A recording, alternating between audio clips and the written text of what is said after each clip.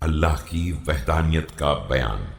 لم يولد سبحانه فيكون في العز مشاركا، ولم يلد فيكون مورثا هالكا، ولم يتقدمه وقت ولا زمان، ولم يتعاوره زيادة ولا نقصان۔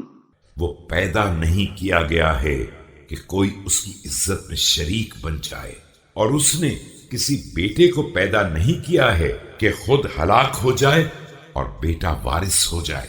نہ اس سے پہلے کوئی زمان و مکان تھا اور نہ اس پر کوئی کمی یا زیادتی طاری ہوتی ہے۔ بل ظهر للعقول بما أرانا من علامات التدبير المتقن والقضاء المبرم، فمن شواهد خلقه خلق السماوات موطدات بلا عمد قائمات بلا سند۔ اس نے اپنی محکم تدبیر اور اپنے حتمی فیصلے کی بنا پر اپنے کو عقلوں کے سامنے بالکل واضح اور نمایاں کر دیا ہے۔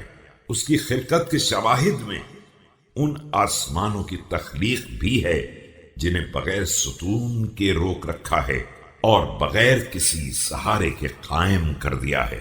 دعاهن فأجبن طائعات مذعنات غير متلكئات ولا مبتئات ولولا اقرارهن له بالربوبية۔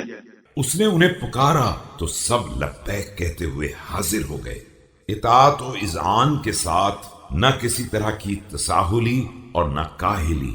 اور ظاہر ہے کہ اگر ان آسمانوں نے اس طرح اس کی ربوبیت کا اقرار نہ کیا ہوتا وَإِذْعَانُهُنَّ لَهُ بِالطَّوَائِيَةِ لَمَا جَعَلَهُنَّ مَوْضِعًا لِعَرْشِهِ وَلَا مَسْكَنًا لِمَلَائِكَتِهِ وَلَا مَسْعَدًا لِلْكَلِمِ الطَّيِّبِ وَالْعَمَلِ الصَّالِحِ مِنْ خَلْقِهِ۔